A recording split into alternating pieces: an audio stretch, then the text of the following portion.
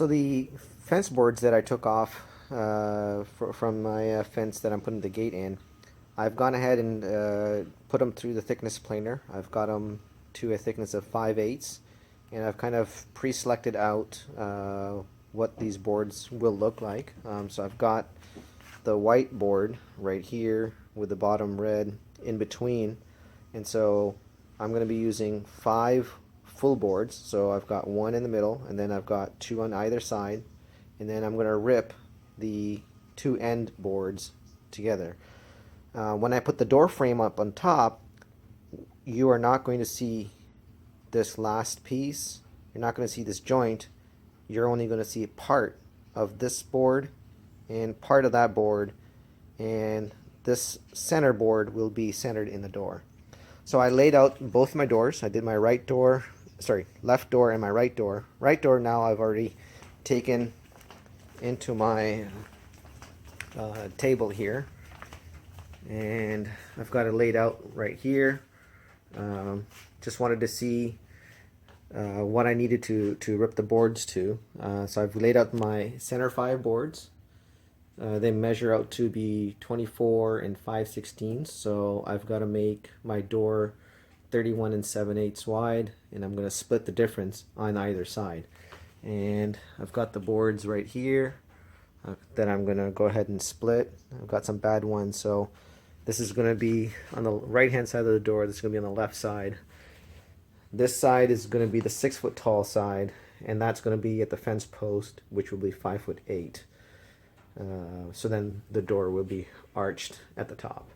So what I'm going to go ahead and do now is, well, here's the door.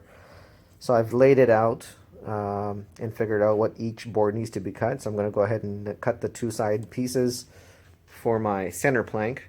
Once I've got that done, I'm going to go ahead and align the bottoms up, and then basically from there I'm going to go ahead and biscuit joint these planks together and glue them together so that I've got my centerpiece on my door frame done.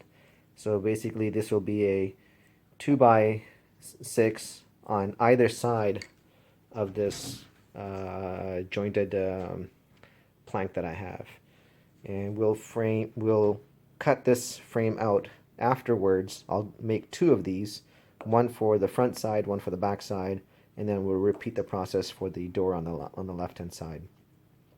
So let me get this marked up for the joining for the biscuit joiner. I'll get my biscuit joiner out and cut grooves in, and then I'll show you what that looks like, and hopefully after I've gone ahead and use my glue, once I've gone ahead and glued the boards together, I'll show you what that looks like.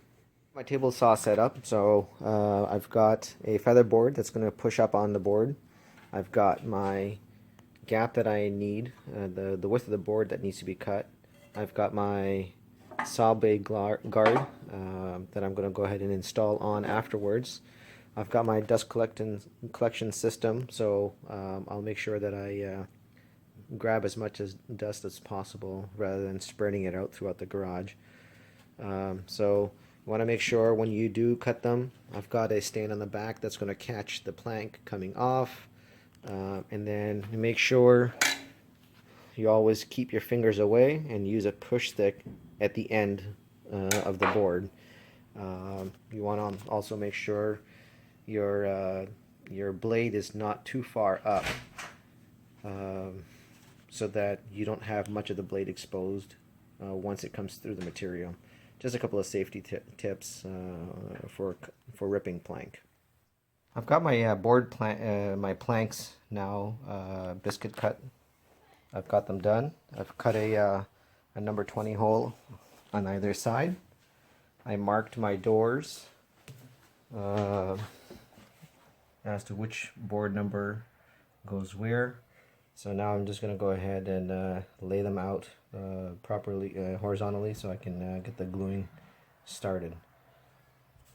One of the things to keep in mind when you're jointing, you want to do is you want to test out the biscuit when the cut before you actually start doing it. Depending on the model that you have of the joiner, some of the older models, which is the one that I have, the measurement scale isn't correct. And as you can see, this is a 5/8 piece of wood. I set it at 5/16, and this ended up being a little too high. So I ended up having to do a third one. So a third setting got me to where I needed to be. So that's one thing that you want to do. Always measure twice and cut once. And in this case, you want to do a trial cut before you do it. One other thing that I did not mention, when you're setting it up for marking where you do want to get the your biscuit joints cut, you want to make sure you square out one corner so that everything is laid out in a square fashion, and then you can come through and do your markings. And then what you do is you end up cutting the biscuit joiner on this plank from this direction, and then you cut from this side from the other direction. I've got the door planks done. I've got the one on the right and the left. You can see what it's going to look like. This is kind of the image from behind. So my planks are made. The tops are going to get rounded. I'm going to have a 2x6 in the front. It's going to be 5'8" on this side. It's going to be a 6-foot door on this side. So that's about it. So the next step is to get started on the door frames. The next step in making the doors is to make the inner and outer frames, and we're making those out of 2x6s and then a 2x8 at the bottom. And so what I've got here is a template that I printed out on 1:1 scale on a plotter, and I have taped up my pieces of wood. So I need a near side and a far side, and same thing with this side, a near side and far side. So I'm going to have to cut 4 of these pieces. So I'm planning on cutting one and then using that as a template for the other one on the other side, and then using that one and then using it as a template to cut the second one.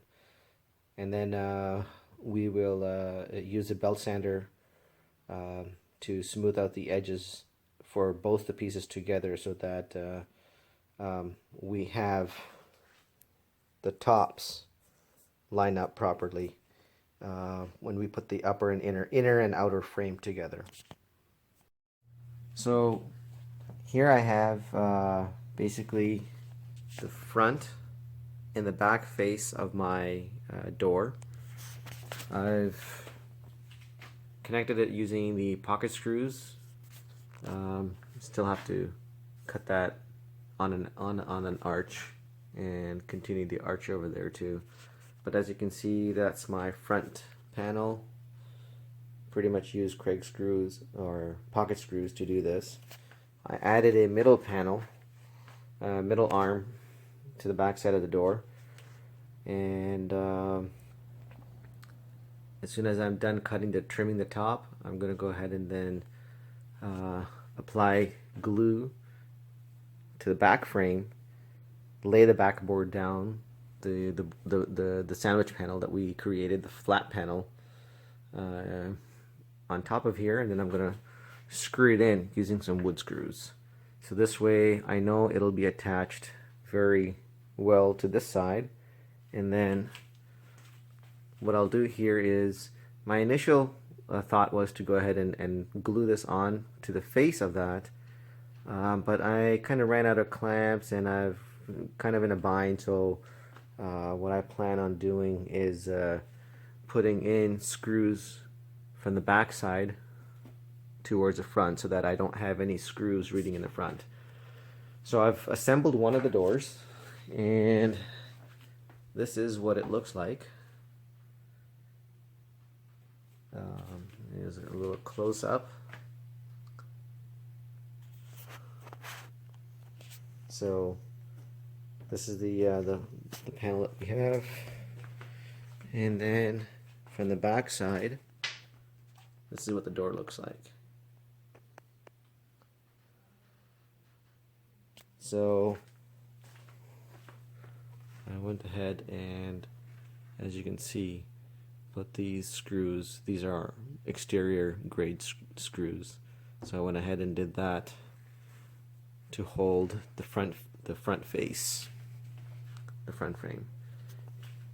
I am going to be using 3 pairs of hinges, one here, and then one at the bottom. So basically the back,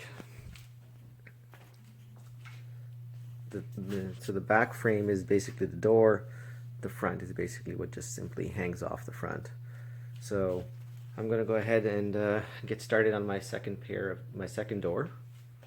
It's kind of trying to get the whole door in the view.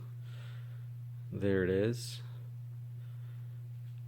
Let me get started here, and then once I'm done, I'm going to go ahead and smoothen out the tops. As you can see, it's not. I ended up cutting the middle board using one of these saws. Using one of these saws here. So here's the final product. Basically, I've got the doors assembled. As you can see, I've got the front frame, the planks in between, and I've got the back frame in. I'm going to tilt the camera a little bit so you can get a picture. Sorry for the tilted image, but just to kind of give you an idea. I can't seem to be able to go further back, but that's basically it. So now it's time to go ahead and work on the finer details, where I'm going to go ahead and sand some of this glue marks off. I guess you could do a better job at gluing. It's been a pretty long time since I did anything, so I'm actually pretty happy. So I'm going to go ahead and get the tops fixed. I'm going to take a belt sander, get those things squared away. Once I've got that done, I'm going to work on the back, sand the backs down.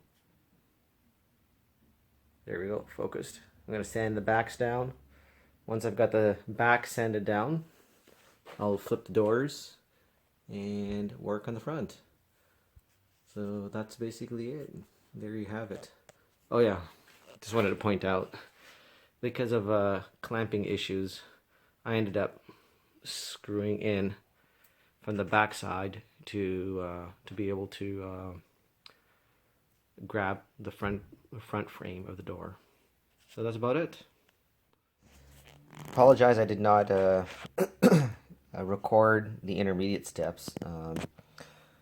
After making the door, I went ahead and built these top units separately, since I will be adding them to the existing posts.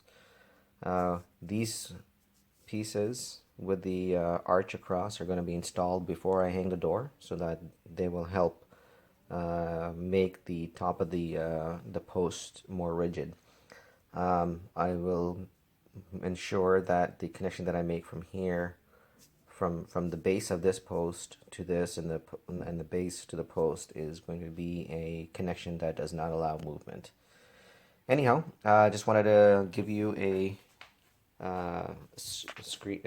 view of the post. There it is. I end up cutting the slot on the top. This was one of the bad ones. I was able to cut the slot in here a lot more uniform. The key is always to go ahead and go slow, so that you don't end up spalling when the router bit comes through. I could not find my dado blades, so I ended up just cutting it with a router blade. So that's that. Ended up doing some math to figure out where on the base I needed to attach the post, so that from the side view, I will be able to center it on the post below. These existing posts are pressure treated wood, so I went ahead and made a faceplate. These were 5.5 inches wide, but now I made a faceplate to cover up this joint and the pressure treated wood for a uniform look.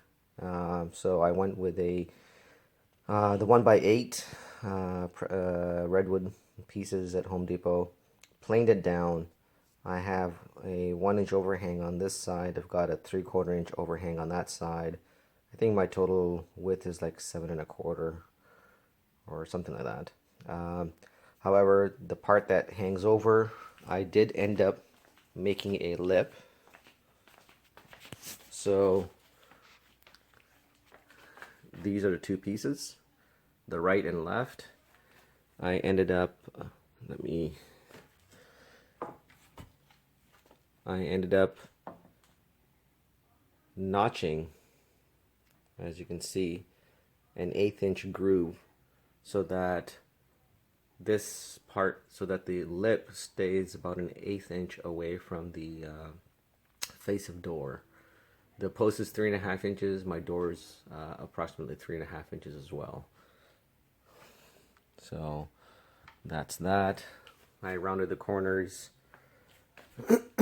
I have already gone ahead and applied a finish. However, it's cold here, so here's the door with the finish applied. I went with the Sikkens redwood transparent finish. It's a lot darker than the sample piece that was at the store. That's the front. Here's what it looks like from behind. That's that. As you can see, I've also assembled the top arbor, trellis, whatever you want to call it, pieces. So these were cut out of the 2x8s. It's 5 inches tall. I use pocket screws to join the two pieces together. And I basically did one in the center on the back, two in the front. I am going to fill this in with caulking, outdoor malleable caulking that will stay soft. We are going to be making this cap plate. It's not going to be the way I've drawn it. It's going to be straight across the bottom, straight across the top. So that is going to get installed right here. So this joint will be covered. I've got this painted as well. I've got the top pieces cut. As you can see, I ended up rounding the edges, kind of give you an idea. I could only paint one side, so 3 sides I mean, so I'll paint the other side later on. It's raining outside, so I ended up having to finish it indoors. So I'm just waiting for this to dry up. It's been just overnight. So that's where I'm at with this. So I've gone ahead and installed the arbor.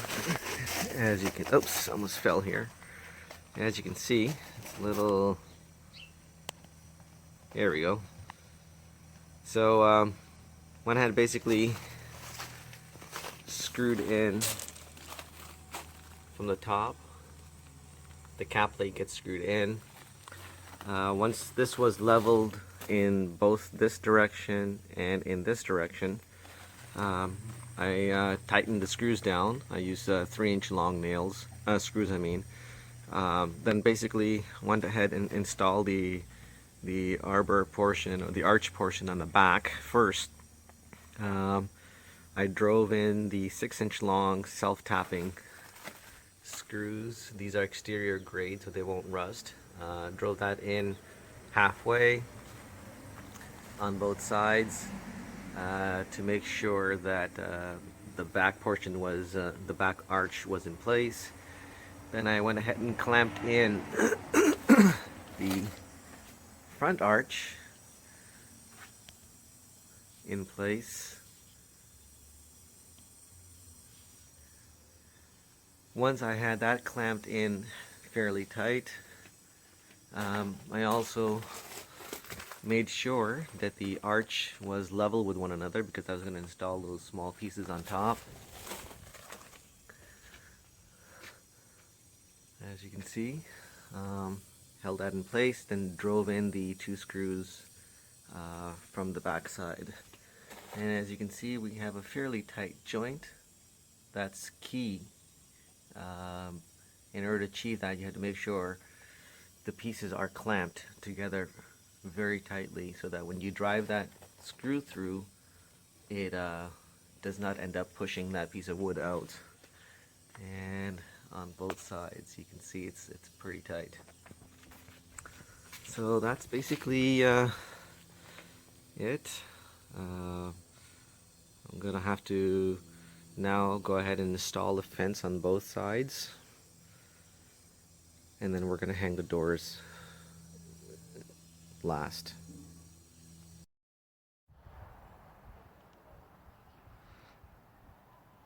Okay, I've got the side fences in. As you can see, this frame here is not attached to the house. It's actually cantilevered off the back of the post that is in here, out of the back of the post. Basically, I use pocket screws top and bottom, pocket screws on the 2x4 on either side. And then I brought this C-shaped frame in and attached it to the post. I then attached this 2x4 on top.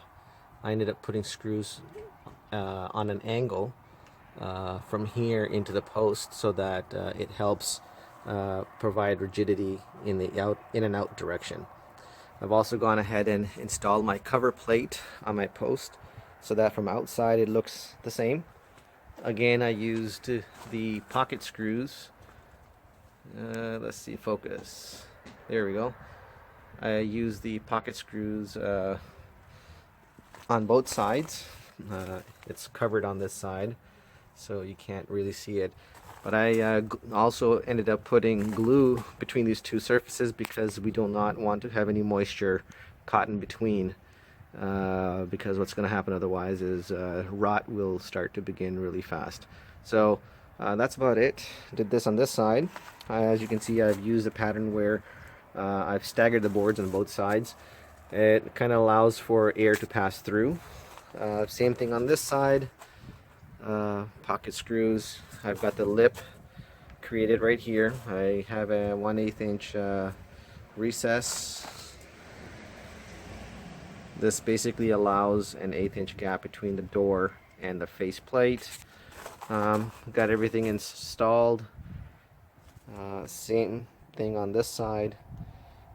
Here again, I installed a 2x4 with the pocket screws top and bottom. Here we attach to the fence. So with the frame above, it provided for significant bracing of the top of the posts in the horizontal direction, so when the door hangs, it's going to resist that force, so it should stay true throughout the summer and the winter time.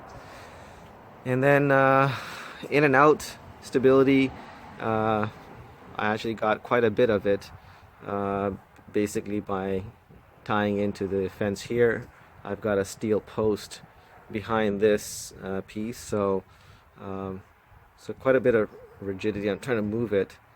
The camera's moving because I'm moving. However, this side post does move laterally a little bit in and out, but not much. Again, that side is not attached to the house because I don't really want to end up drilling holes and having to deal with a mess afterwards.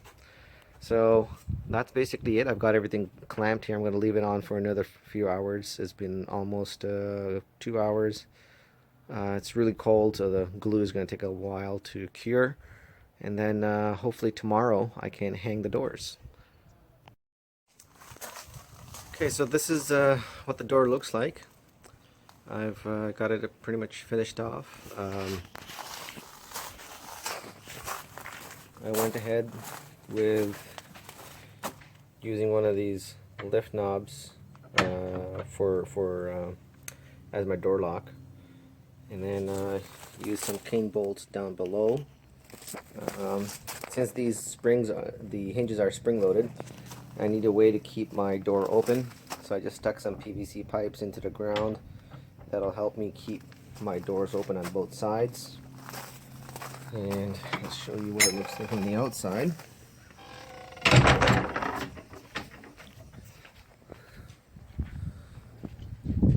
This is it. Actually turned out pretty good. Contrasts pretty well with the house, I think. With the rest of my fence, I think it'll just do. I did end up moving the fence a little back, as you can see where it's discolored. Hopefully I've got some paint cans from the builder that I can put up out there and paint that to the same color. I think for now I'm just gonna leave the rest of the fence on this side the color it is, just because it took me a little while to get this one done, so let it weather a little bit before I try to paint. And I may end up painting my neighbor's door as well, so that at least this front portion looks all the same. So pretty much that's about it. Thanks for watching. I hope this kind of gives you an idea of how to build the door. Critical parts are making sure that the two posts on both sides are plumb in both directions, because if they're not, you're going to have door alignment issues. And do your best to get posts that are not twisted. Actually, do not do if your posts are twisted. Take them out. It's not worth the headache. Don't ask me how, I already know. But anyhow, I hope this has helped you get some ideas. And if you've got any questions, feel free to ask me. So after about 3.5 years, I just wanted to show you the condition of the door. You can see this is still the original finish. You can see how we had jointed the boards, and I was looking for the natural crack to occur in the door. So you can see I've got some cracks here, here, and then on this panel I've been able to get 1, 2, 3, and maybe a 4th crack happening right here. So it kind of makes it look like it's weathered naturally, which it has. And the finish has resisted fairly well. We do not get evening sun, but you do get sun for the most part. You can kind of see it is starting to wear out, where it's time for me to go ahead and refinish it again. Kind of wanted to show you what that looks like. So the top pieces have become brown. I mean, but it's otherwise in very good condition. I'll show you what the back side looks like. Stepping back, you can kind of see the wood. Everything has fared fairly well. One thing that I did end up doing is the gap between the two doors got pretty tight at one point, so the only thing I ended up doing was having to readjust my hinges a little further towards the posts on both sides. This is where I ended up having to put that extra piece. It's also weathered pretty well, but I had to kind of shift the door a little over, so that this is what the gap looks like in the middle of summer. This is probably the driest that we'll probably get. And then in the winter the gap starts closing up, and it actually the door still operates. As you can see, I've had to make a little bit of modification right here. So in the summertime, you can see the door latch is right near the end, and then in the winter time it's actually pretty close to the inside face, but it still operates. So the holes that I had drilled down below work perfectly fine. The door is somewhat a little bit out of alignment, but it's kind of very unnoticeable. So for not buying kiln dry wood, I want to say this has worked out very, very well. And as you can see, the door is somewhat misaligned at the face, at the bottom. So, and here I think the main reason why this has happened is perhaps the door has tweaked a little outwards. But overall, I have to say I'm very happy. You can see right here that the finish is what is wearing out. You can kind of see right there as well. So maybe perhaps next year we'll sand it down and refinish it. Those are basically it. The only afterthoughts that I had of this door. I do want to kind of show you one thing that I did do, and that is I've created a walkway out of wood. Basically used pine, and that's basically it. So it's actually turned out very well as well. It has weathered for about a half a year. Actually about 9 months now, or 8 months, 9 months. So it's done pretty good. That's basically it.